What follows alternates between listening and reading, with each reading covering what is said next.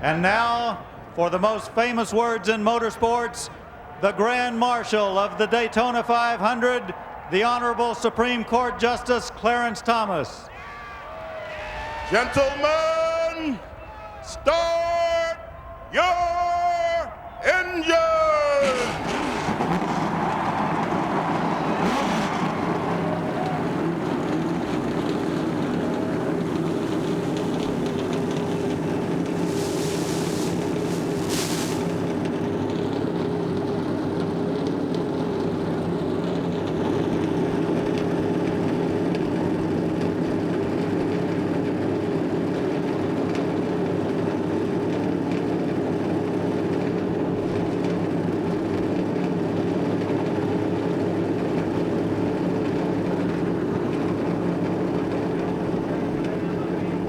So with the pre-race festivities now under our belts, let's take you upstairs to the gentleman who will call this 41st annual Daytona 500, Mike Joy, Ned Jarrett, and Buddy Baker.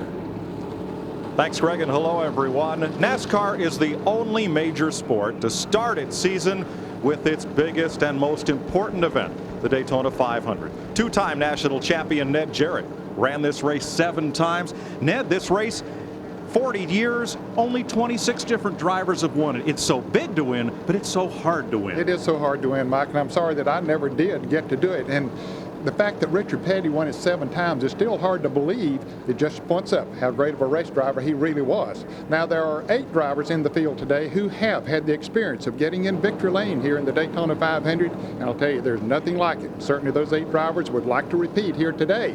And there's some great names who have not had that experience. They want in there real bad. Guys like Mark Martin, Rusty Wallace, Ricky Rudd, Terry Labonte, Ken Schrader. The list goes on and on. You can bet your bottom dollar they're going to be trying to get their name on that trophy. If this race had been the Daytona 450, Buddy Baker would have won it, about 11 times. But in 18 years of trying, finally, you got to victory lane here. What did it feel like? That was the biggest day in Buddy Baker's racing life. I tell you, I think back going around the racetrack in Columbia, South Carolina on half-mile dirt, thinking someday I was going to win the Daytona 500 and to have my dream come true. And you know what? When I give speeches at clubs around the country, the first thing anybody asks me is a question about the Daytona 500. It's special, it's great, and I won it. Yesterday, you saw just how tough it is to run and win here at Daytona. In the Napa 300 Grand National Race, Ron Hornaday has missed the wreck. He's down on the grass, getting away until sliding off the bank. Comes Phil Parsons, and Jimmy Kitchens pounds into the left side, takes him out of contention. How about 18-year-old rookie Casey Atwood, number 27, in second place, 1 lap to go, and he goes on a flyer. Atwood was okay, but his dreams of winning here in Daytona will have to wait another year. Randy LaJoie won the Grand National 300 yesterday. They are rolling off for the first of pace laps here at Daytona for the 41st annual 500. We'll be back with the starting lineup and the green flag for America's biggest stock car race after this.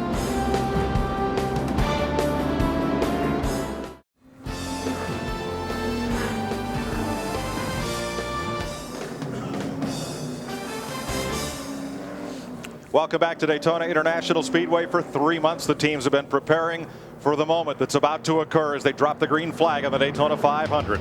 Jeff Gordon starts on the pole, the 97 winner. 7 times this race has been won from the pole. A rookie's never won it. Tony Stewart will try today. Row 2, the qualifying race winners. Bobby Labonte, last year's runner-up in the 500, and Dale Earnhardt, its defending champion. Row 3, Jeff Burton, 5th here 3 years ago. Jeremy Mayfield was 3rd last year. Ken Schrader, the runner-up in '89, and Dale Jarrett, a 2-time winner. Mark Martin for the 15th time, he's trying to win it. Rusty Wallace, 17th year in the 500, looking for win 1. Jimmy Spencer and Mike Skinner, a couple of very aggressive drivers in row 6. Row 7, Michael Waltrip has 4 top 10 finishes in this race, and Kevin LePage in his second 500. Robert Presley finished 8th on Thursday, had a strong run. Bobby Hamilton is driving for a team that's won it a couple of times. Sterling Marlin won back-to-back 500s. Ward Burton finished 8th here 2 years ago. Terry Labonte, 2-time Winston Cup champ, trying to win here for the 21st time. And Derek Cope, the upset winner in 1990. Rick Mast and Rich Bickle fill the 11th row. Steve Park, a sophomore, and Kyle Petty in row 12. Jerry Nadeau, second-year driver, and Chad Little, row 13. Ted Musgrave from Wisconsin and Ricky Craven from Maine. Ricky Rudd in his 22nd 500 with Jeffrey Bodine, the 86 winner. Ernie Irvin and Joe Nemechek. Kenny Wallace and Wally Dallenbach. Dave Marcus in his 32nd consecutive 500 and John Andretti. Two-time winner Bill Elliott with rookie Elliott Sadler. Johnny Benson and Brent Bodine. Last year's Rookie of the Year Kenny Irwin, and Mike Wallace. Darrell Waltrip completes the 43-car field.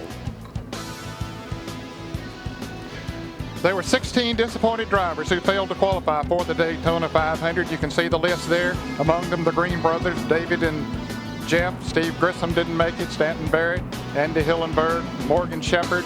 Dick Trickle not in this field today.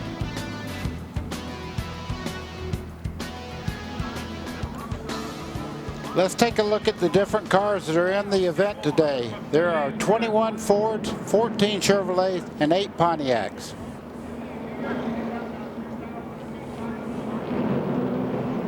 There are 43 cars starting this race. They'll go for 200 laps. That's 500 miles for a purse of over $8 million. They can go 50 to 60 laps on a tank of fuel of 22 gallons. And the race record was set back in 1980 by our own Buddy Baker at over 177 miles an hour. Let's take a look at Daytona International Speedway. Down the front straightaway into turn 1, it's 31 degrees in that corner. 3,000 feet down the back straightaway. Let's take a look at that 31 degrees. That's what it looks like. That's where they are right now in turn 2, where that banking looms 4 stories high. A record number of in-car cameras on CBS today. 11 cars, 34 different views. Jeff Gordon on the pole. Dale Earnhardt has a CBS race cam on board today. Jeff Burton, the XI Batteries Ford from Roush Racing. You'll also ride with Dale Jarrett, two-time winner of this race in the Ford Credit Ford Quality Care, number 88. Mark Martin in the Valvoline Ford from Roush Racing. Mike Skinner, a former pole sitter in the Lowe's Home Improvement Chevrolet. You saw drivers with hands in the air because they have waved off the start that they anticipated this time. They'll take one more pace lap. Robert Presley, the Jasper Engines and Transmissions Ford. With these views, you'll also ride with the Siemens in-car camera in the Bill Davis Pontiac for Ward Burton out of South Boston, Virginia. The Hendrick Budweiser Chevrolet changes its number from 50 back to 25, and Wally Dallenbach is the driver. And a sentimental favorite, NASCAR's most popular driver, Bill Elliott, the two-time winner of the 500, and the Super 8 Motels onboard camera riding in his Ford. And finally, Kenny Irwin Jr., last year's Rookie of the Year, the Texaco Haviland Ford, will all be carrying CBS onboard cameras today. Dave Marcus, number 71, that dark, it's not black, it's camouflage colored Chevrolet. He ties the record for most Daytona 500 starts, 32, with Richard Petty, but all of Marcus's starts have been consecutive. He has never failed to qualify for the big dance.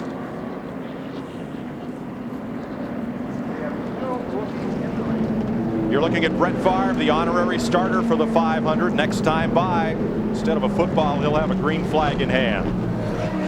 5 drivers have an added incentive here today. That's the R.J. Reynolds Winston No Bull 5 program. The first 5 finishers at Talladega last October have a Dayglow orange front spoiler, rear spoiler, and number on the roof. And if one of those 5 wins the race, it's an extra $1 million for the driver and an extra $1 million for a randomly selected fan paired up with each of those drivers.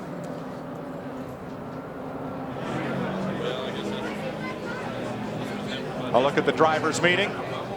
Reggie Jackson is here. Alan Jackson, the singer's here. Say that I'd like to have the guts and the ability to drive the way you all drive. Thank you all and good luck. Honorable Associate Justice of the U.S. Supreme Court Clarence Thomas convinced these drivers he's a race fan. He's got a ZR1 Corvette, likes to hot-foot it, and he told us at the Grand Marshals dinner last night, was looking at his wife when he said he'd rather go visit an engine builder's shop than an art gallery. All right, good for him. It's been a busy speed weeks here in Daytona.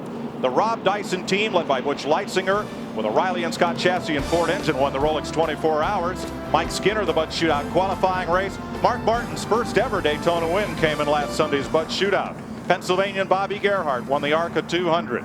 The Gatorade qualifying races for this 500 won by Bobby Labonte and Dale Earnhardt. Christian Elder victorious in a crash-marred NASCAR dash race on Friday. Dale Earnhardt made a last lap pass to win the International Race of Champions event. And yesterday, the fellow they call the old man, former series champ Randy LaJoie, won the Napa 300. Congratulations to all. It has been a busy couple of weeks here at the Daytona International Speedway, and the biggest one of all coming up. As they come down for the green flag, they'll be turning this 2.5-mile racetrack in about 47 seconds under race conditions today. The engines in these cars are restricted by NASCAR. The amount of air that can flow through the engines are limited. So it will take these cars more than a full lap to get up to full speed. And drivers that gain momentum on the start will be looking to move up quickly before they come to 190 miles an hour the second time by. Pontiac Grand Prix pace car dips to pit road. Jeff Gordon, youngest man to ever win the 500, and Tony Stewart, IRL champion and rookie, bring them down. Brett Favre waves the green flag, and the season is on.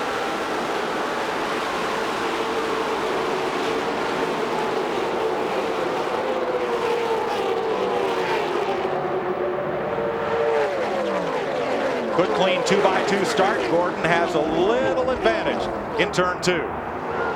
Normally, the first couple of laps, the inside groove is the place to be, especially when the tires are still new. They get a lot of grip down there, but Tony Stewart trying to change that as he goes down the back straight, buddy. He is that. Jeff Gordon fights back on the inside as we watch him go down into turn 3 there. Bobby Labonte in the 18, Mike, is right on his heels. And here comes Earnhardt, the man in black in number 3. Looks to split the 2 leaders. Not going to get there. Jeff Gordon's going to haul him off the corner to complete lap 1. Bobby Labonte on the inside for second. Gordon drops down a lane right in front of Labonte to lead it. Through the tri-oval here, that's 18 degrees of banking right there. You can see the back of the car very unstable as they start off onto the flat part of the straightaway there, which is 6 degrees of banking. It's only the 3rd time in the last 7 years when the pole sitter has led the opening lap. And Jeff Gordon was happy to do that because it gave him 5 bonus points. In NASCAR Winston Cup racing, if you lead a lap, it's 5 bonus points. Tony Stewart climbs the hill a little bit there. 3 deep. Bobby Labonte wants to get those 5 bonus points. He wants to lead. Earnhardt behind Stewart. Not willing to take it 3 wide just on the 2nd lap of the race. Tony Stewart is showing a lot of muscle there on the outside. You see him still running with Gordon side by side. Bobby Labonte's loving it because that one car out there in front, he don't have to worry. As long as they run side by side, he'll keep that lead. Bobby Labonte to the front. He pairs up with Gordon on the inside lane. Tony Stewart, that orange Pontiac, leads the outside groove. Ned, this looks like a 190-mile-an-hour pace lap. It certainly does. No one has been able to pull away or get an advantage. They're still running side by side for every position excepting the first one.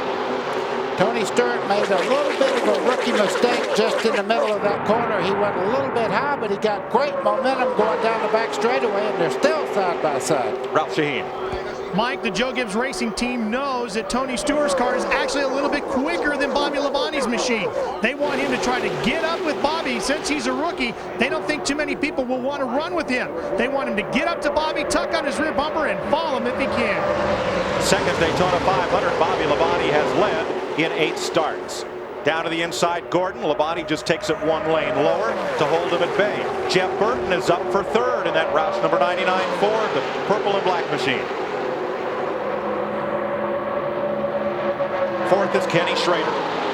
Schrader has shown a willingness to take the lane others won't. Now he's in the middle as dropping down to the bottom comes one of those fast Fords. We were wondering how long it'd take, Ned, before they started running 3x3 back in that group, and it didn't take them very long. They get momentum coming off of the turn, pick up the draft, and are able to move right by. That was Dale Jarrett making the move 3 wide on the bottom. On the upper left of your screen on our CBS scoreboard, a driver displayed in green. It's one that has moved up in the last lap, and a driver displayed in red, like Kyle Petty or Ricky Craven, has lost a spot since the last time by. Tony Stewart's in trouble right now. He'll be dropping back. He's caught in the center part there where all the turbulence is on the draft off these cars. He'll probably lose 8, 10, maybe 15 position. Yeah, he needs to try to get himself in line if he possibly can, because running 3 abreast for a full lap on this racetrack normally is not good. As a rookie, the established Winston Cup drivers have not yet learned to trust Tony Stewart on this 2.5-mile super speedway, so they may be a little reluctant to link up with him. But he has a fast car. Some drivers will take that chance and try to work back to the front with Stewart. But right now, he's in no man's land. Yeah, that's a recipe for a wreck right there where he's at. He has to be very, very careful, and so do the people around him. Buddy, is he the nervous man in town right now? Well, he's trying to find him a place, but as you can see, there's not a car that's there to pull in. He would love to get in either lane right now. He moves up on Kevin LePage there in the 16.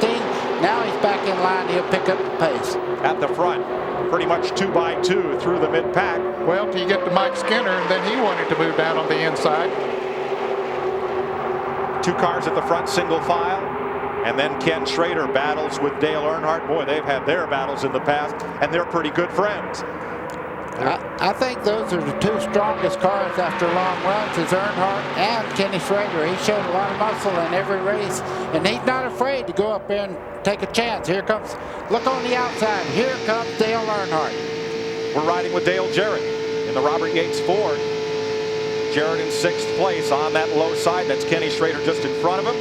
That low side is going to move up to challenge Earnhardt once again in that 3,000-foot back straightaway. It's overcast here today, and it's cool.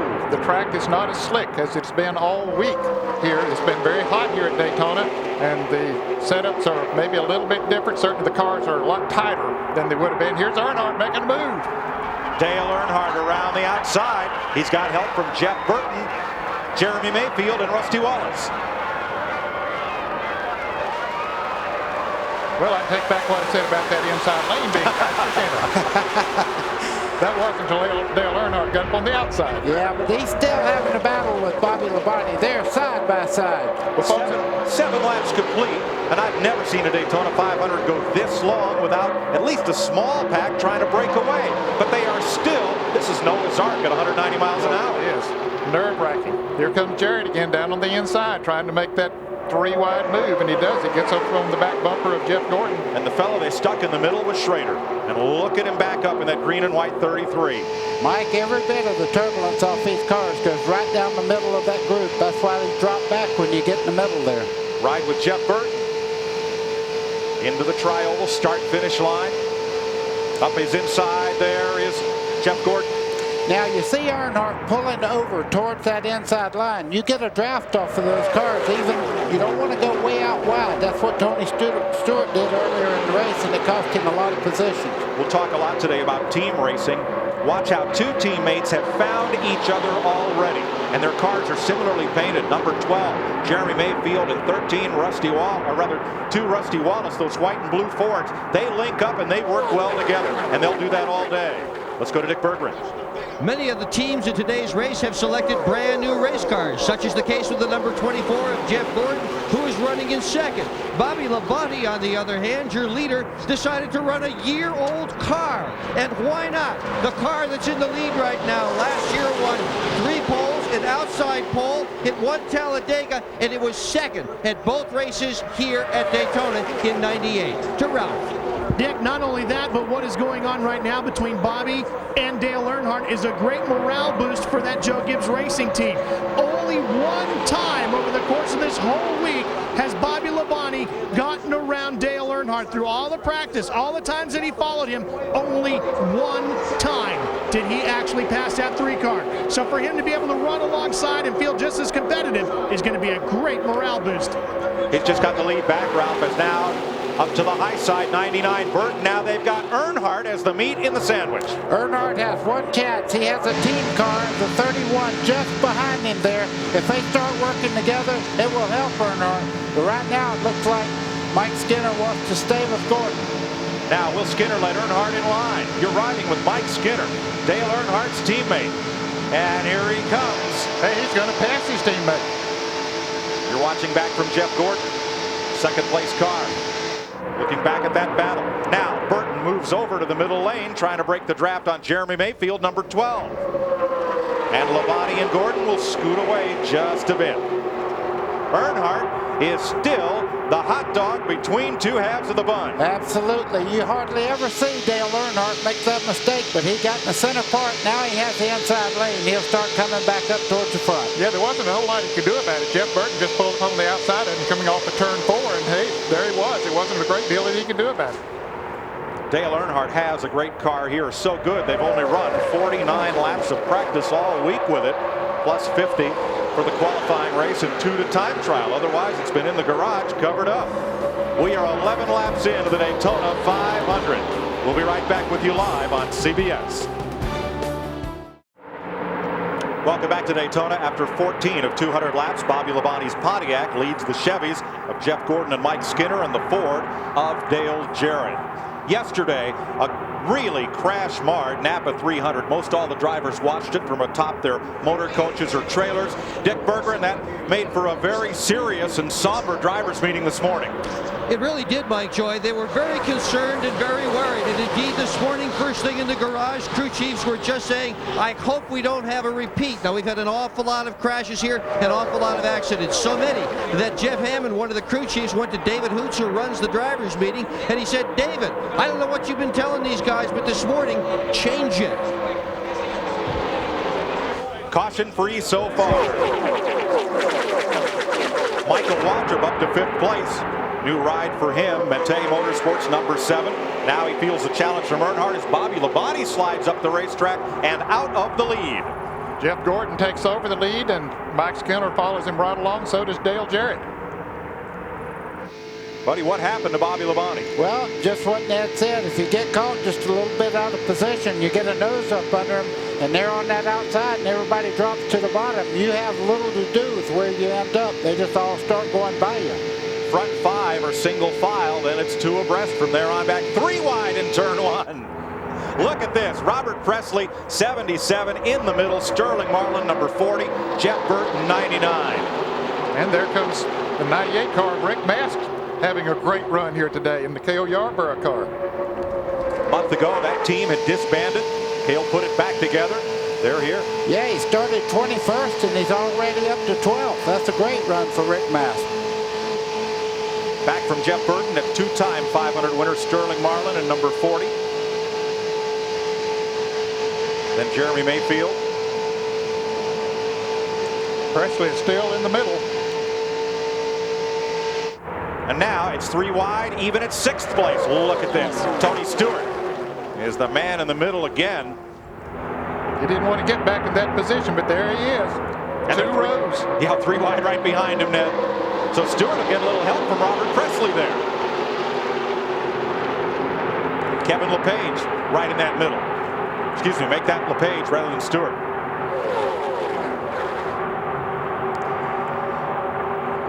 Boy, oh boy, those are the 5 cars that have dominated practice.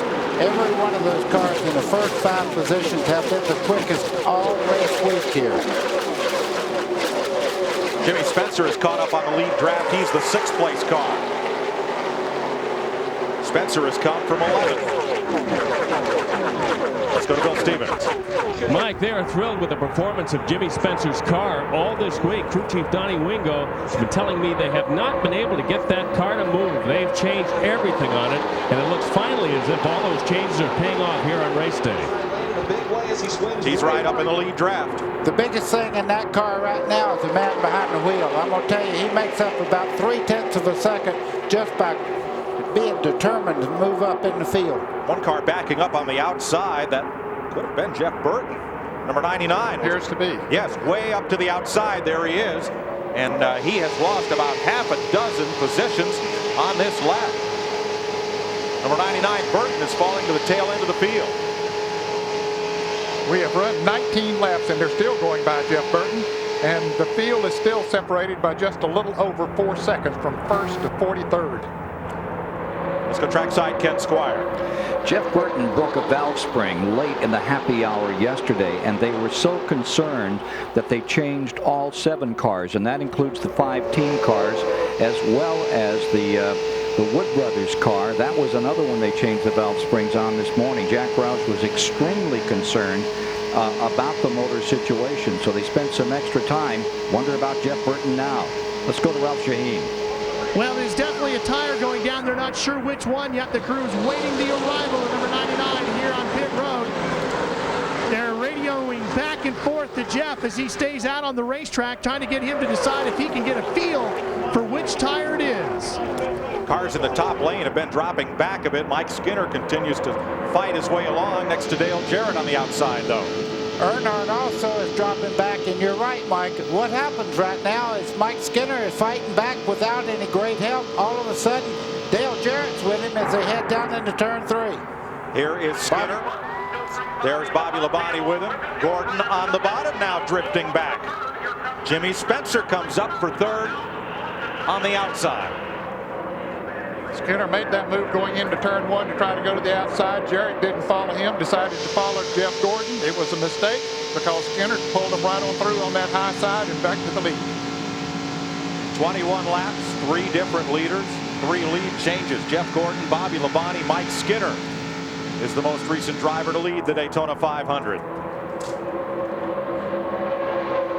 That's Sterling Marlin on the outside, driving for Felix Sabates, trying to track down Jimmy Spencer in that high line. Boy, I was just thinking of Jimmy Spencer all the way up to third from 11th right now, showing a lot of early muscle. Just behind him, one of the fastest cars in all the practice here, Sterling Marlin. Marlin, a 2-time winner of the Daytona 500, certainly knows his way around this racetrack. Bobby Labonte and Dale Earnhardt won the Gatorade 125s earlier this week. They know what it takes to race well here, but we asked them, how easy is it to pick out a partner to draft with? You know that somebody might help you, and they're going to try to help themselves to go with you, because they know that if they help you, they're going to pass the car also. And whether that's your teammate or your brother or who, I think that's the call they're going to make. You and I can sit here all day long and talk about we'll work together, we'll do this, we'll do.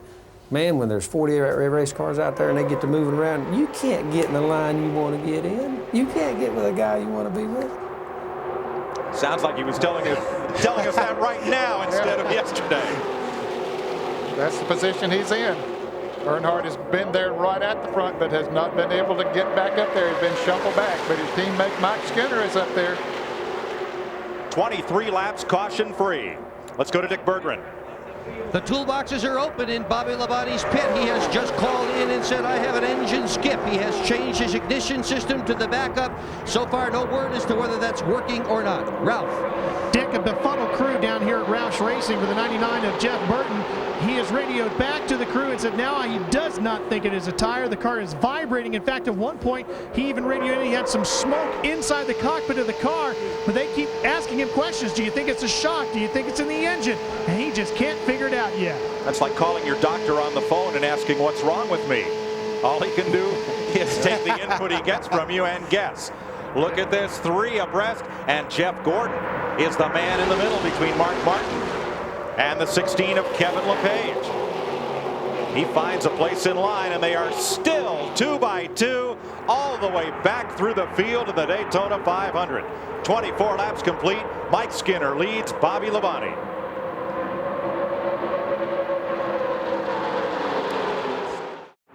Just outside the start-finish grandstand at Daytona, that square-shaped facility is the Daytona Club, a 1.5-acre tent that's played host to thousands of guests during Speed Weeks. It has several themed sections, including Italian, Mexican, and continental dining.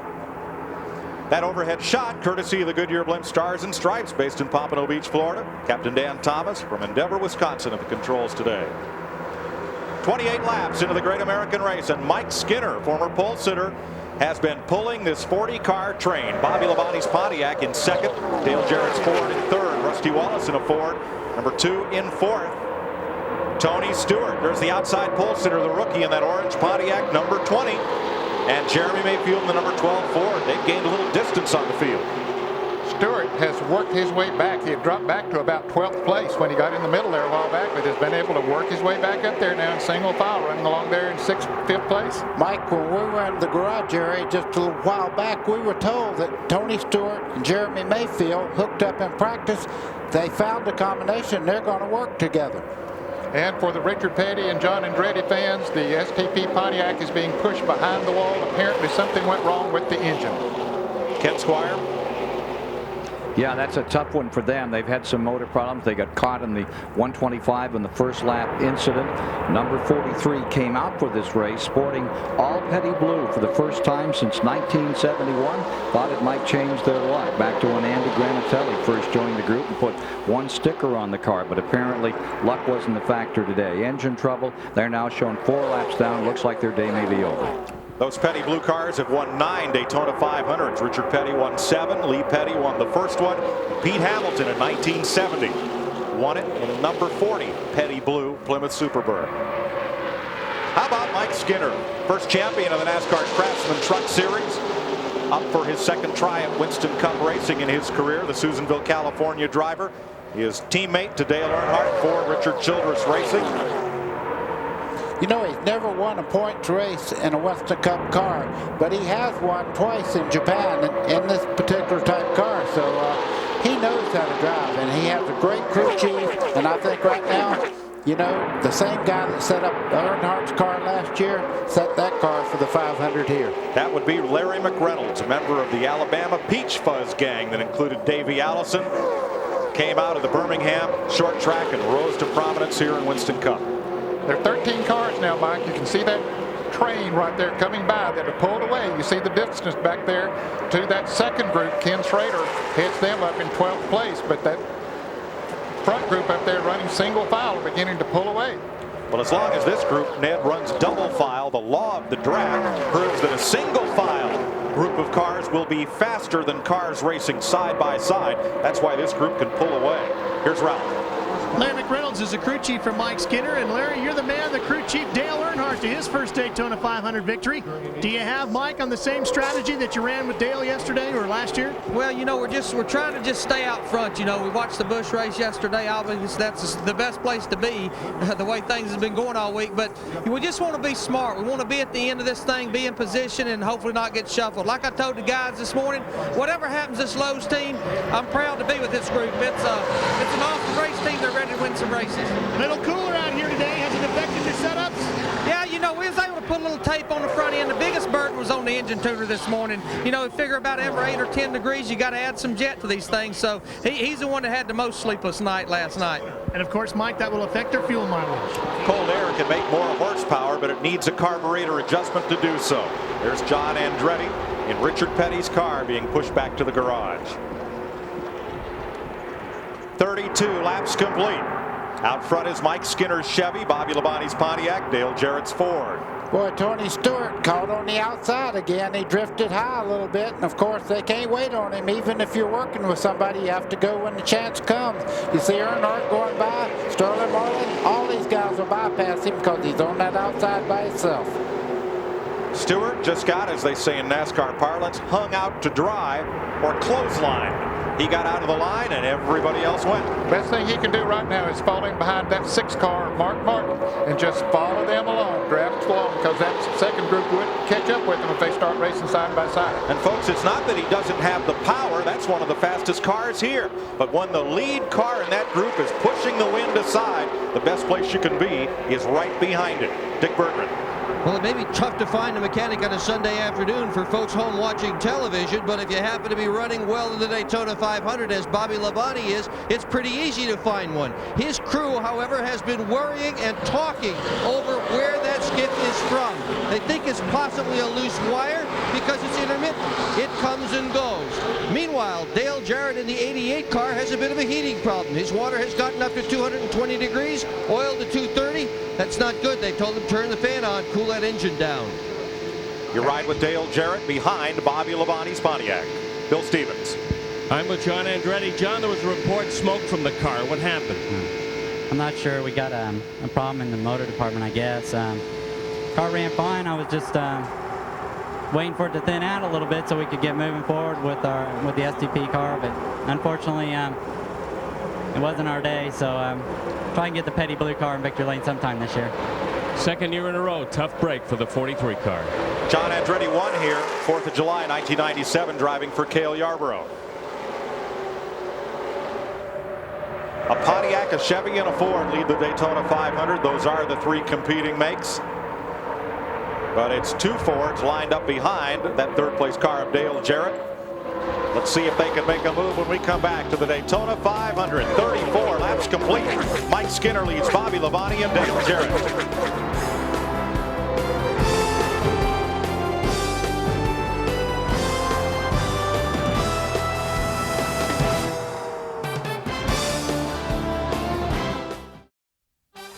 This CBS Sports Race Summary is sponsored by Goodyear, innovators of run-flat technology.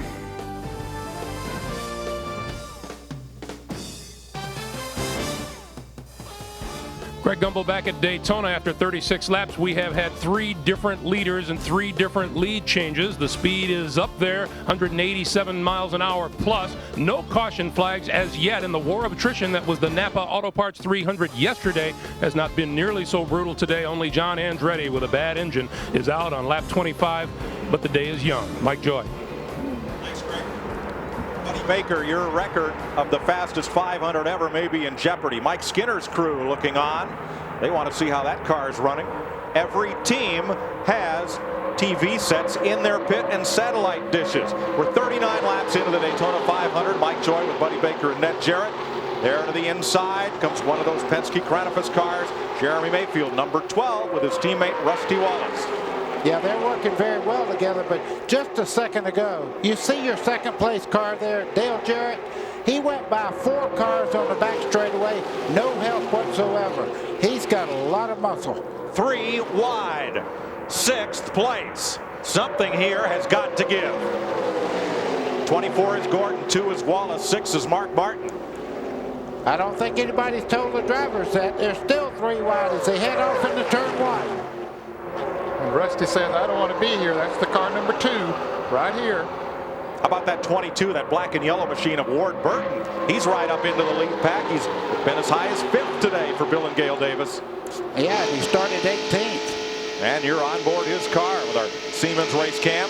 Looking up at Mike Skinner, you see Jeremy Mayfield in the 12 going under him there, and his teammate Rusty Wallace right in tow. Where you see one of them today, you'll see the other. Wallace and Mayfield running as teammates and seeking each other out on the racetrack. Bobby Labonte's Pontiac, the green car, hauling that blue, red and white Ford of Dale Jarrett, 2-time winner of the 500. Skinner looks inside, lines back up on Jarrett, looks outside. Single file once again through the top half dozen.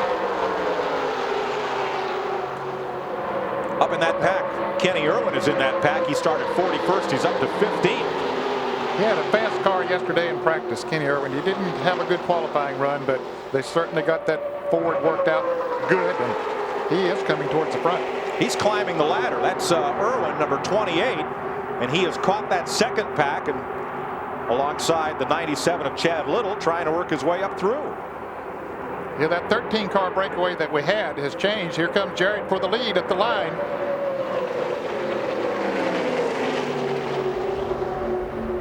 Boy, and he's got everybody behind him. When you make a pass like he made a while ago right by yourself, everybody goes, whoa, wait a minute. Maybe we ought to get with him and go.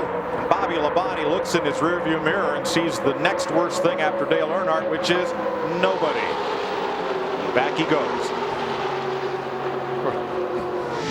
Let's go on board with Mike Skinner and our Circuit City onboard telemetry. Well, he's turning about 6,700 down the back straightaway there. About 190 miles an hour down, going into turn 3. You can see the cars moving up and down. This racetrack is a little bit bumpy. Off turn 4, down the little short chute here, and you'll see the car rock over to the left. That's through the tri-oval here. Start finishing line right there. Now another little short chute heading in turn 1. They'll run right along the wall and then just dive right down to the white line on the bottom. You can see the car kind of wiggling right there. It's bumpy right there. You see it jump again. Now he's coming off towards the back straightaway. He'll go out against the wall. And that's what it's like to go around Daytona with a fast car. Now, for you mechanical buffs out there, you see that RPM there, a little less than 7,000 RPMs, and you say, well, I thought these Winston Cup cars turned 8,500, 9,000. They do on all the tracks except in the restrictor plate tracks, but not where the engines are restricted. And Ricky Craven, an unscheduled pit stop here in car number 58. Bad vibration for Craven. He is in about 15 laps before he would like to make a pit stop. This will cost him 1 lap to the field and take him out of sequence. Dale Jarrett is your leader. It's the first time a Ford has led today, and no Ford led a lap in the qualifying races on Thursday. We're 44 laps into the Daytona 500, caution-free thus far. CBS Sports coverage continues after this message and a word from your local station.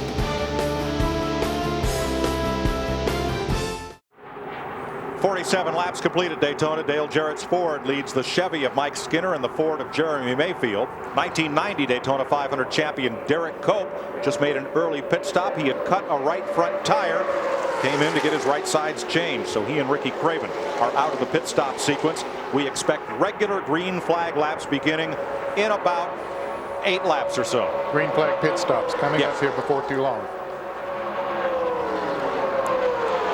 Some of these cars, Ned, appear to have lost the handle. 23 Jimmy Spencer was up in that lead pack. Now he's drifted back into this pack and continues to run high on the racetrack. I don't think handle had a lot to do with it. I think when that 88 car got in her lead up there, he pulled them away from that second group. Kenny Wallace in his first drive for Andy Petrie Racing. Crew chief Jimmy Elledge, his team going to work. This is a little early for scheduled pit stops. Because of the 55-mile-an-hour speed limit on pit road, under the green flag, if teams take a pit stop, they will lose 1 lap to the leaders. Even if they make a 17-second pit stop and it takes 47 or 48 seconds to go around here, your slow down speed and getting back up to speed really costs you a lot of time. We have been under the green flag since we started the Daytona 500. Buddy Baker's record for the fastest 500 ever at 177 miles an hour may be in jeopardy. Here's your top 5. Dale Jarrett in a Ford, Mike Skinner's Chevy, Jeremy Mayfield and Rusty Wallace in Fords, Jeff Gordon number 24. There's Warren Burton in 22. That's a Pontiac in 6th. Mark Martin is 7th. Michael Waltrip, Ernie Irvin. That pack back through 8th and 9th place. Number 3, Dale Earnhardt in 10th. Kenny Irwin in 11th. Robert Presley, Chad Little, Bobby Labonte is back to 14th place. There's Labonte's car on the right side of your screen, that green and black number 18. He's racing with Chad Little. Then it's Bobby Hamilton, Kenny Schrader, and Jimmy Spencer. Sterling Marlin, Wally Dallenbach, and Terry Labonte complete the top 20. There are 36 cars still running on the lead lap. Mike, you're exactly. We're looking at Jimmy Spencer there in 23. He got as high as 3rd place, but he's dropping back right now. I think that when he gets tire wear, his car is not sticking just the way he wants it to. Wisconsin driver Rich Bickle makes a pit stop, and so does the number 90 of Mike Wallace, who replaced rookie Mike Harmon for Junie Dunleavy in midweek here. Riding with Kenny Irwin. What a climb he's had. Last year's Rookie of the Year started 41st. And Irwin is up to 11th place. And I'm noticing Jeff Gordon here. Looks like he's dropped off of the lead pack there just a little bit. He's not totally out of the draft yet, but see, he has dropped back about 5 or 6 car lengths. There's Gordon, and you see the front 4 there beginning to pull away a little bit from him. I just wonder, maybe by it being cool, if they didn't put a little too much tape on some of these cars and we're getting water temperature buildup or something. Well, buddy, they also had been concerned about tire wear. This track it's been a while since it's been paved, and it's getting abrasive, and the cooler weather today would help to increase the tire wear because the track wouldn't be quite as slick. You'd think that if it's slick, they'd slide around more and grind off more rubber, but if they get traction, that's when you wear off the rubber, and maybe he's a little bit concerned about that, or maybe the tires are wearing down a little bit for him. You saw cars battling to stay on the lead lap. Joe Nemechek, rookie Elliott Sadler, and Brett Bodine. Riding with Jeff Gordon, looking ahead at that lead pack of 4 cars. Jarrett, Skinner, Mayfield, and Wallace. Jeff Burton comes on to pit road. Frank Stoddard from New Hampshire, the crew chief. We'll get a chance to look and see what problems befell the number 99 of Burton, who dropped from the lead pack to the back pack. Ralph? Jackman Chuck White goes over to get to the right side of the car to get it up in the air. It should take just 1 push down on that jack to get the car up in the air. They go to work. Remember, they've had this vibration. They're trying to figure out where it's from. Problem with the right front. Crew chief Frank Stoddard is also the front tire changer. Slow getting around to the left side now. They get those tires off and on. A little bit smoother on this side. A problem with the left front as well. Now he's down and away. And stalls the car, fires it back up, and away he goes.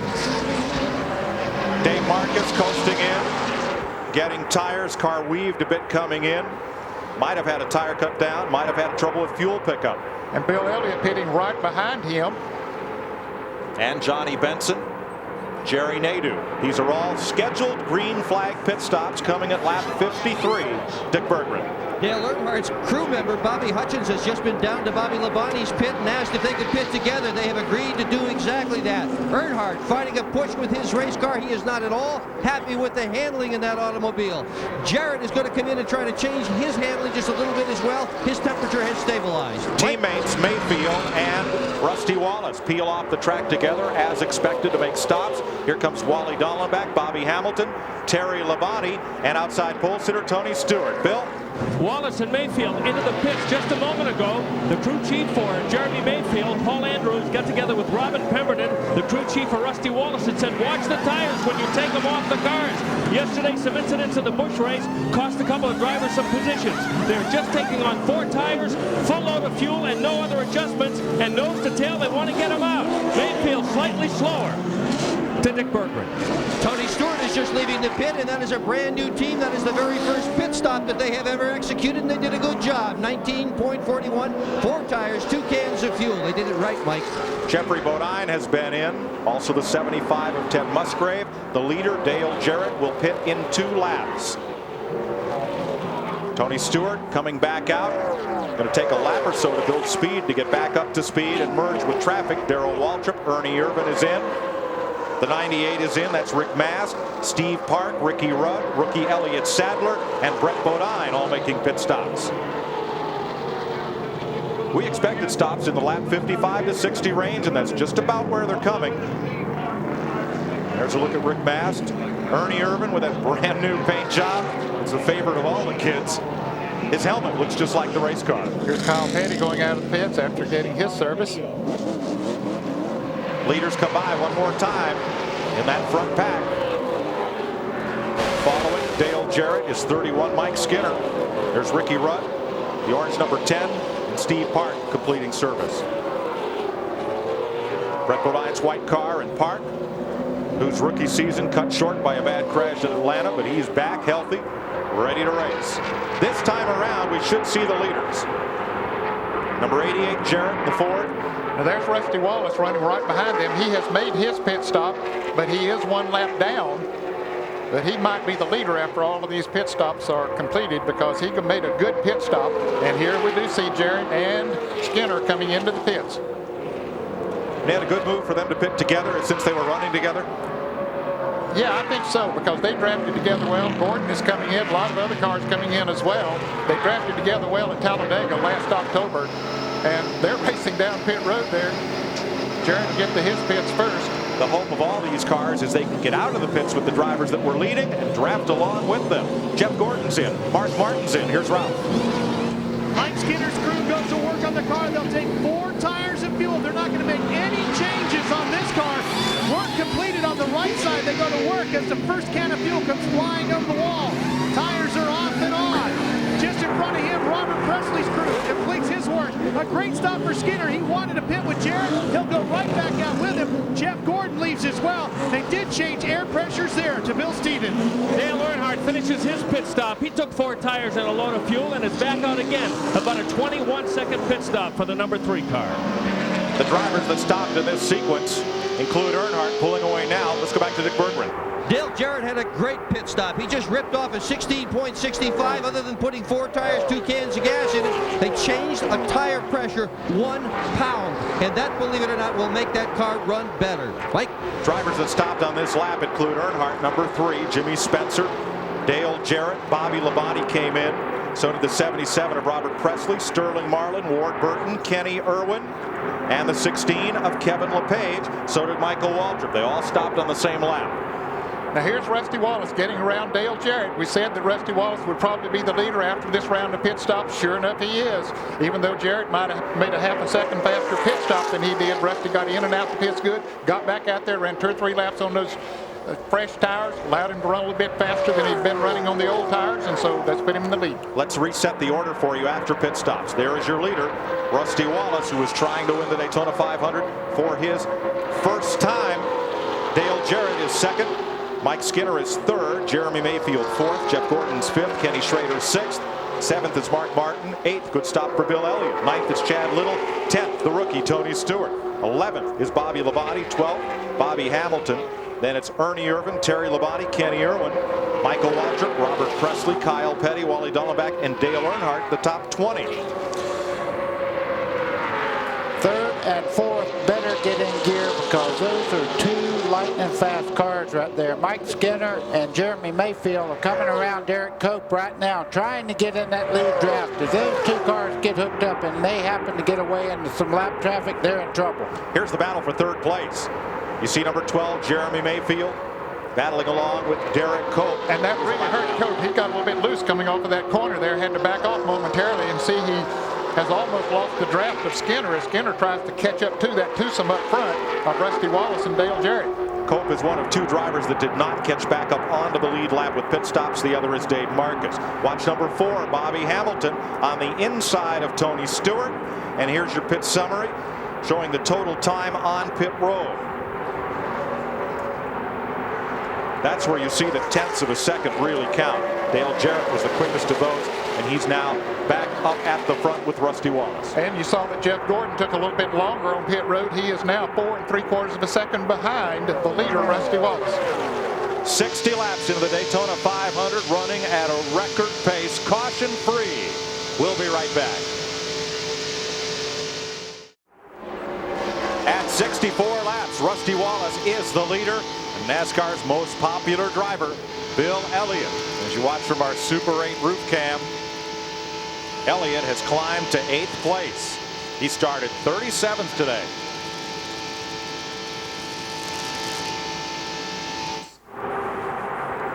A little further back, Terry Labonte leads a pack around. Labonte is the 11th place car, number 5. Strong shot to win today. Ned, with your watch up here, he's clocking all these cars. Who's the quickest car out there? Jeff Gordon is the quickest car right now. We said a moment ago that he was 4 3/4 seconds behind the leader, Rusty Wallace. Now he has cut it down to 3 3/10 of a second, so he's definitely gaining on him. Average speed thus far, 184.5 miles an hour. No Daytona 500 has been run caution-free since 1962. Last year, we had a shot at it. Didn't see the first yellow flag to lap 126 of 200. There's Gordon. Look at that graphic, Ned. He's more than a mile an hour faster than the race leader, and he's pulling Kenny Schrader in 33 and Mark Martin's number 6 right along with them. He's chasing this pack. Yes, he's pulling a long string of cars back there. Jeremy Mayfield dropped out of that front group, and you see that right now Jeff Gordon and them are getting a little bit of tow from him because he's in between the 2 packs. That'll help them catch that much quicker. 3-car breakaway, then Mayfield all by himself, and then this train of 11 cars trying to run them down. Ralph Shaheen. Mike, this is what a brand new Goodyear Eagle racing tire looks like that they're utilizing here today. Here's the set that just came off Mike Skinner's car. Now the one that's under the tarp back here that all the Goodyear officials are looking at with Mike Skinner's crew is coming apart right here in the middle of the tire.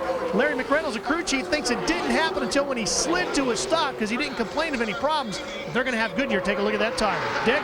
And I'm down at Bobby Labonte's pit. We've had Goodyear people down here as well. Phil Homer said he thinks that the only problem is that with the colder temperatures that some of the crews have taken what he called a very aggressive suspension setup. To Bill Stevens. Well, the McDonald's drive-thru crew for Bill Elliott has certainly had a busy week. They have had not 1, not 2, not 3, but 11 engines in that car at one time or another. Ernie Elliott keeps building them. They keep changing them. They're happy with the one that's in there now, and they only made a 2-tire stop in that last pit stop to maintain track position. Let's update you on 2 drivers that were in the top 10 before pit stops but are no longer. Dale Earnhardt has dropped to 20th position. Jimmy Spencer has dropped out of that lead group to 24th. Mike, coming off turn 4 there, Jeff Gordon, you can see he's run Jeremy Mayfield down just in front of them. That's the first 3 positions up there. They'll catch this bunch in a hurry. They have the draft off the front bunch, and now Jeremy Mayfield, one of the fastest cars out there, has some help.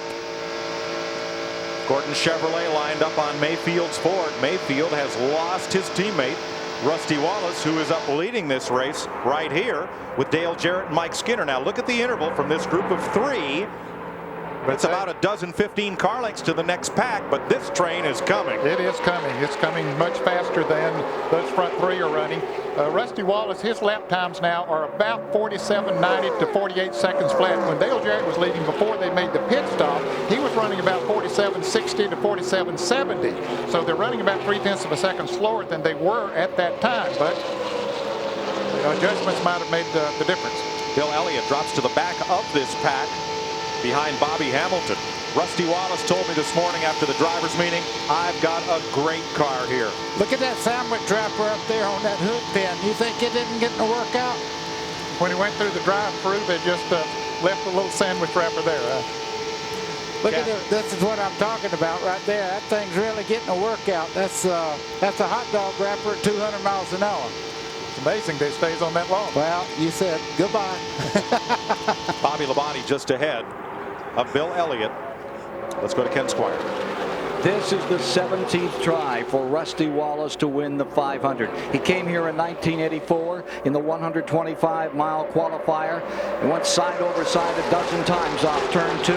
It was replicated in 1993. Many have felt that Wallace was gun-shy about this track, but he certainly doesn't look gun-shy today, Mike. No, Ken, he's led 13 laps today.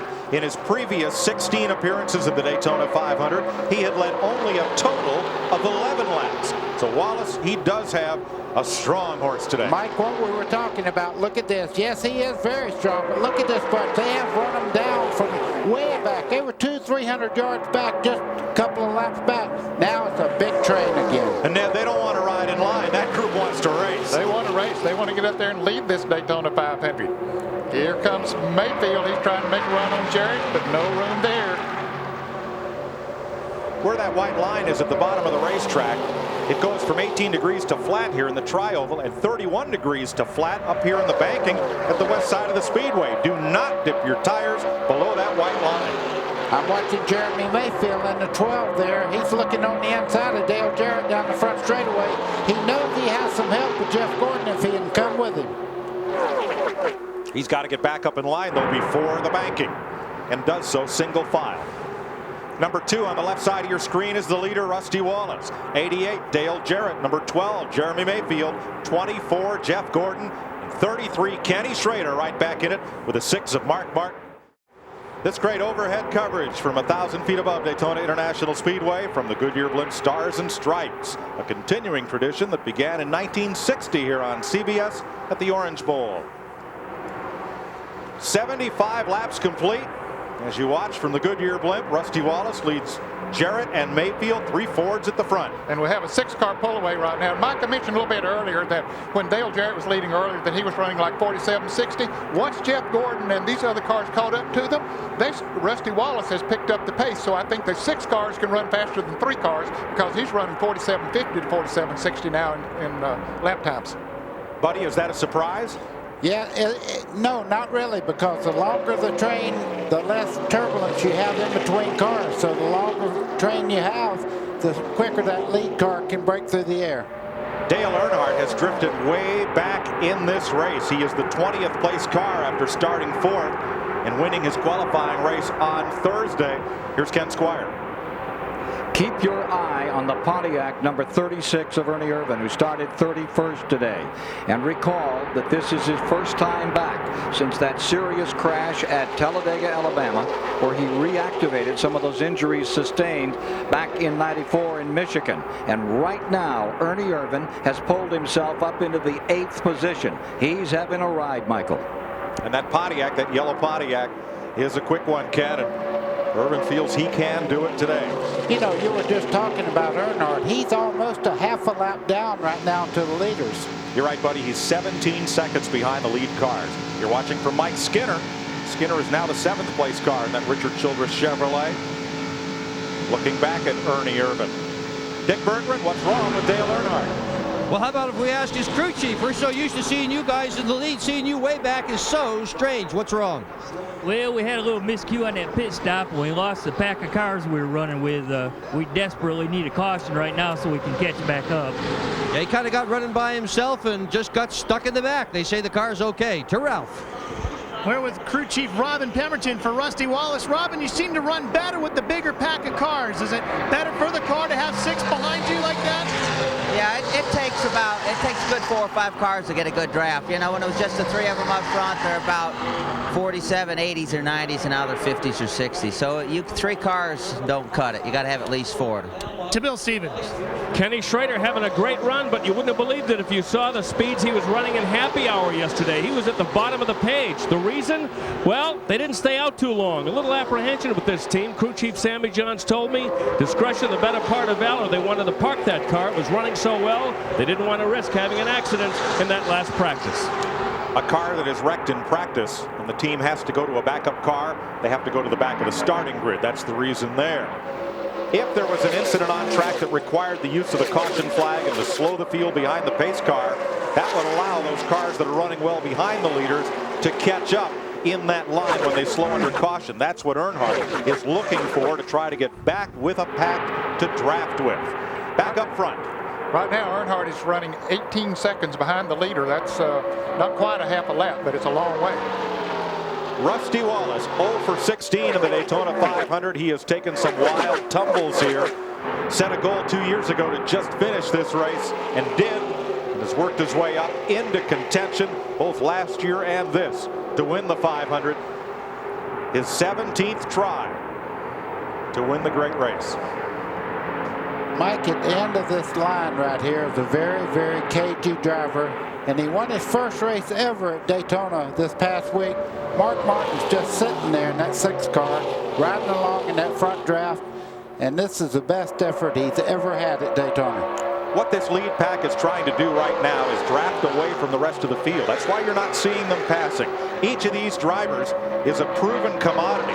They are all past Winston Cup race winners, and they know that to put themselves and keep themselves in a position to win by staying in that front pack amongst proven drivers that they can trust at 190 miles an hour is their best chance to be up front at the end of the day.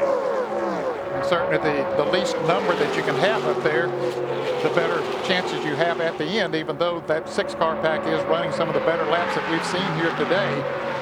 They would like to get on away from the others. One driver moving up is Wally Dallenbach. He's new with Rick Hendrick Motorsports as a full-time driver this year, as you watch from our Budweiser cam. Now, if Louie and Frank were stuck to that hood pin, no, let's not go there. I didn't know those folks could talk till I saw the last commercial. Wally's moving up. He started 34th, and now he's running in 19th place. The former SCCA Road Racing Trans Am champion, pulling alongside Derek Cope and running right behind Kyle Petty. Kyle had a big grin on his face. He was a cameraman yesterday down in the pits. His son Adam, a 4th generation Petty, racing here at Daytona. And Kyle was a proud dad. He was snapping pictures of everything. Boy, what a talent, too. I mean, he drove the wheels off that car all day long. Finished in the top 10, 6th I think it was. Just a great day for him. Now that lead draft may get a little longer. Once again, the second pack is closing in on the 6 front runners. Exactly. The minute they quit trying to pass each other back there, they started closing back in on that front group. Side by side, don't get it if you're trying to catch them. Mike Skinner is the guy who is pulling that second pack. He has a very fast race car. We saw him lead this race for a while, a little bit earlier. And he hasn't lost any of that speed. He just got shuffled out of the draft there. But there's some racing going on back there in that pack. Bill Elliott is up high. That's the number 94, and Chad Little 97 as they race. Teammates Bobby Labonte and Tony Stewart, the green and orange Pontiac. And a brother just in front of you up there, the number 5, Terry Labonte, pulling Bobby Labonte, and teammate there, as you said. That battle is for 10th place. There is Kenny Irwin, that black and orange number 28 from Robert Yates Racing, teammate to Dale Jarrett, the former USAC open wheel champion, last year's Rookie of the Year on the Winston Cup circuit. Here's Bill Stevens.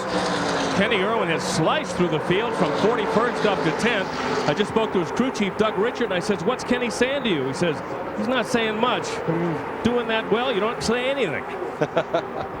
Good ride for Irwin. Not much for the fans in the stands with those programmable scanners to listen to on that channel. Kenny feels that he has something to prove this year. His rookie year last year was not what he expected. That number 28 car is a very high-profile car, and maybe he put too much pressure on himself. Maybe other people expected too much of him, because it's tough for a rookie to come in this series, regardless of how good of a race car you got, and win week in and week out. And he wants to show people that he can drive one of these things, and he can. He's a very good talent. Ned, he had very little full-fendered race car experience before he came to Winston Cup. He spent a year in the NASCAR Craftsman Truck Series, did very well there, but everything else that he had driven had been open-wheel, lightweight race cars. He had a good run in the NASCAR Craftsman Truck Series for a year and then moved into Winston Cup, and boy, that was a big jump. 84 laps are complete. We're closing in on halfway as you ride with Robert Presley, chasing Michael Waltrip in the 41st annual Daytona 500. We'll be right back.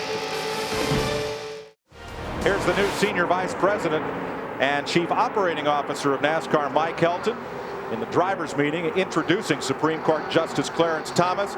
He said, "We're honored to have with us a member of the highest court in the land." He said, "Okay, after Bill France, the second highest court in this land." Exactly. And congratulations to Mike on his new responsibilities overseeing all the day-to-day activities of NASCAR. Bill France Jr. remains Chief Executive Officer and President. Yeah, and Mike Helton's a nice guy. You see Rusty Wallace right now, he is flying around this racetrack. This front group, they're closing in on some pretty good race cars. Darrell Waltrip is in jeopardy of going a lap down in just a second, just in front of several good race cars in front of him. Well, their speed has picked up since he's picked up the draft of those cars that are coming up the lap. He's running about 47.50 now, and he had slowed down to about 47.75 to 80, but he's picking up the draft of those cars, and the closer they get, the faster they'll go. Fellas, I can't put a finger on it as to why this is going on, but can you imagine we're halfway? It's just that the driving is so excellent this year. Here we are, 185 mile an hour average. We have had not one caution. When Buddy Baker set that record back in 1980 at 177 miles an hour, we had 5 cautions, 15 laps under yellow. Hasn't been one today. The execution of these guys, amazing with these restrictor plate engines. Buddy, your record could be challenged out here. You know what? I'd rather have a good, safe race than to keep a record. So this is a great race right now. They're getting around here. And in the meeting this morning, in the drivers' meeting, they said, okay, you guys are the greatest drivers in the world. Act like it. Let's go to Ralph Shaheen. Mike, Rusty Wallace has won plenty of races over his career, but the other night at dinner, he told me the story about the first race he ever won. It was a heat race in a late model stock car. He says, you know, I was so excited. I was transferring on to the main event. I got the car into the main event. We started the race. I forgot to gas the thing up, and I run out of fuel just a few laps in. Something tells me he won't have that problem today. There's Wallace's number 2 beginning to lap his brother Mike Wallace and some of these other cars. That is one great thing about the heroes of NASCAR. None of them came out of high school to full scholarships. None of them came out of college to $1 million signing bonus. Every one of these drivers started out at a quarter-mile track running Saturday night somewhere, be it Caribou, Maine, or El Cajon, California, or anywhere in between. There are thousands of short tracks to race every weekend, and if you're having fun today, folks, get out and see one of them this summer, because that's where the future stars of this circuit will come from. And every fan in that grandstand, that's where they started out also. That's where your fan base comes from to make this great event, the Daytona 500. There's a racetrack in every state but Rhode Island, and they've got a pretty good one right next door at Seekonk, Massachusetts. The Winston Racing Series of NASCAR runs on those short tracks all summer long. So call NASCAR, or as we say, check your local listings, and get out to see a race this summer. Kenny Wallace is down on the track apron as they come through the tri-oval here, and he is off the pace. He is definitely off the pace. Looks like smoke coming from underneath the car, and also the Elliott Sadler car, number 21, is in the pits. Ned, he had drifted way up high on the racetrack 1 lap ago, and the rookie driver driving for the Wood brothers, who have won this race 5 times, has an early stop. Yeah, and that was right in front of the leaders. When he went up high there, you could see how fast the leaders were going by there.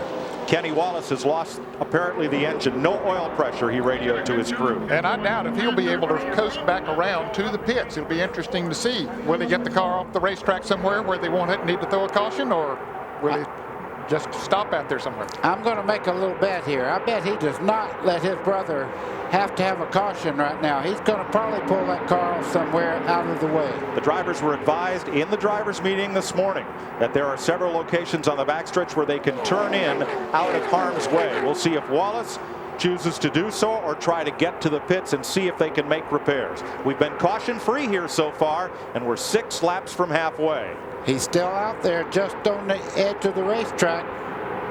And there's a $10,000 bonus for the halfway, and then you see that Jeremy Mayfield has taken over second from Dale Jarrett. Got up there with his teammate. Caution is out. Oil on the racetrack. Reports on some of the in-car radios. So they will come to the caution flag for the first time today. And they'll race back to the caution flag. Some of those drivers about to go a lap down, and Steve Park is one of them. He will stay on the lead lap, but Jeff Burton was not so lucky. He just had gone a lap down. As well as Darrell Waltrip and the other guys. That is really bad racing luck when you get caught like that. Caution come out the next lap. Yeah. First caution of the day, and we were coming up anyway on the second round of green flag pit stops. So Dick Berggren, pit road will be a busy place. Maybe Rusty Wallace didn't want to see this caution flag, but Dale Jarrett sure did. He ran over some debris on the racetrack about a half or 3/4 of a lap ago. He didn't know if he'd cut a tire down or not. Right now, that's all going to be academic because he will be coming in, as will everybody else, for 4 tires. You could see that Kenny had pulled off the racetrack, but the oil was the reason for the caution. Last year, the first caution flag in the race didn't occur until lap 126. We are 95 laps into the Daytona 500. 5 laps from halfway. There are still 31 cars on the lead lap, and all of those will be coming into the pits. When they open pit road to the competitors, only those cars on the lead lap will be allowed to pit. Cars that are 1 or more laps down have to wait until the second time by before they can come in and get their service. On pit road, whether it's under the green flag or under caution, the cars are limited to 55 miles an hour. In the interest of safety for the pit crews, 7 men are allowed to jump over the wall and service the race cars. Kenny Wallace getting a push from one of the wreckers to come back around either to pit road or the garage area. As they line up and peel off, all the lead lap cars this time should come to pit road. Ricky Rudd is one of those who had just gone a lap down, so he'll have to stay out there a lap. We're watching first, second, and third place, top to bottom, on the left side of your screen. Dick Berggren. Dale Jarrett in the pits right now. He's the one that was lucky to catch that caution flag. Robbie Hancock's going to do the front tires. Brad Parrott's on the back. Steve Allen's on the gas. Mike Ford on the jack. Going to make a full tire change here to Ralph. Rusty Wallace's crew going to work. Bill Wilburn changing the front tires. Mark Armstrong working on the rears. They made no changes to the car. He had a great stop. He gets out just in front of Dale Jarrett. That's right where they wanted him. He is in great shape. They are really pumped down here. To Bill Stevens. Mike Skinner just completed his stop. 2 cans of fuel, 4 tires. He was out in 18 seconds. A fine stop for the Lowe's crew. So coming off pit road, Rusty Wallace leads Dale Jarrett once again. Jeremy Mayfield is about 3 spots further back after pit stops. And the hood is up on Bobby Labonte's car. That is not a good sign. We had heard earlier that the engine had a little bit of a skip in it. They're probably looking at wires and things to see if they can find it. Dick Berggren? Well, Dale Jarrett's also got a problem. He's apparently picked up some sort of a hole in the front fender, and they are going to bring that car back in again on pit road. You saw the problems that happen when there are troubles on pit road with a green flag racing. Guy gets out of the lead pack, and he is really in trouble. Meanwhile, the 18, Bobby Labonte, still on pit road. They are trying to find that skip. They have tried to figure it out all day. This time, they're taking no chances. Look at this. We've got 1, 2, 3, 4 mechanics under the hood simultaneously. 5 of them all trying to find it. And you heard it. That engine is not running sweet right now. It has decidedly got to skip. Tough day for Labonte. They had run so well early on.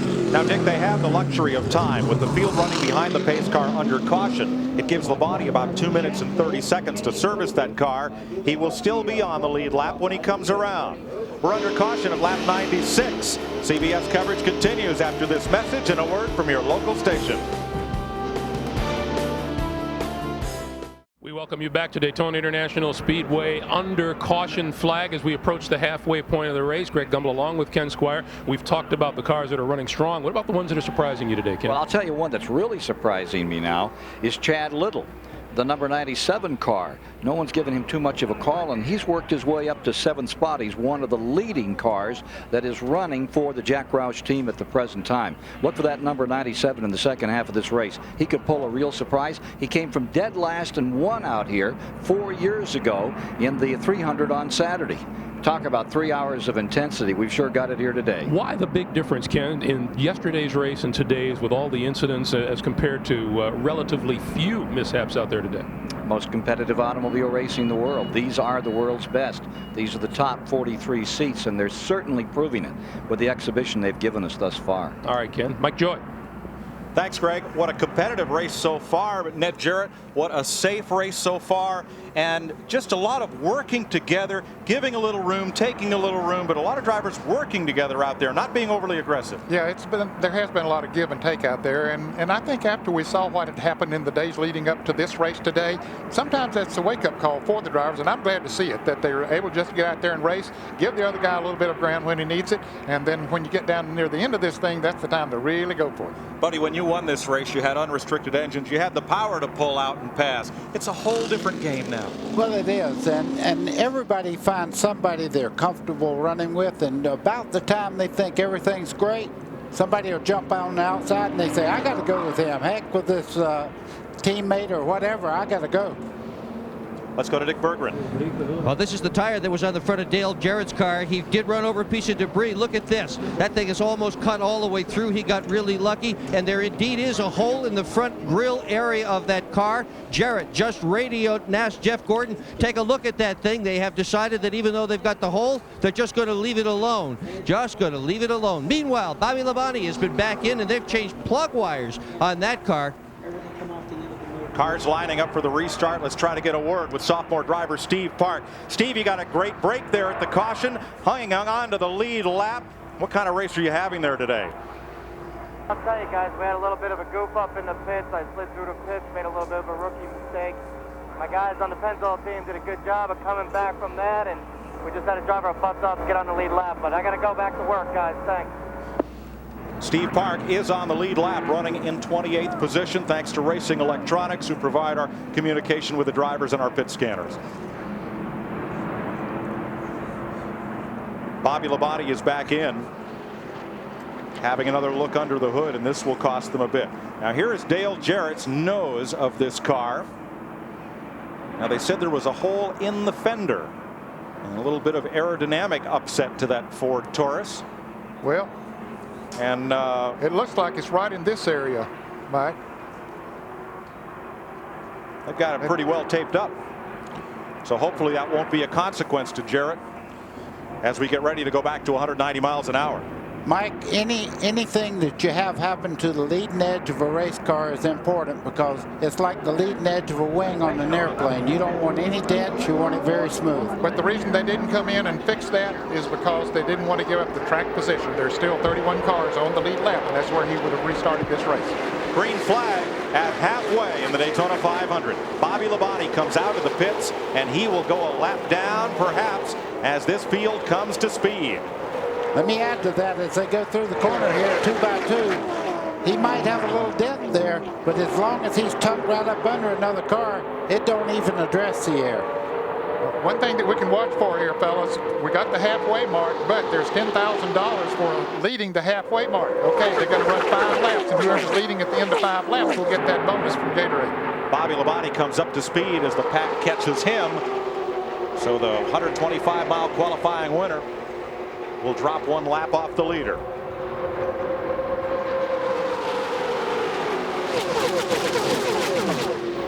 That's how fast they go by.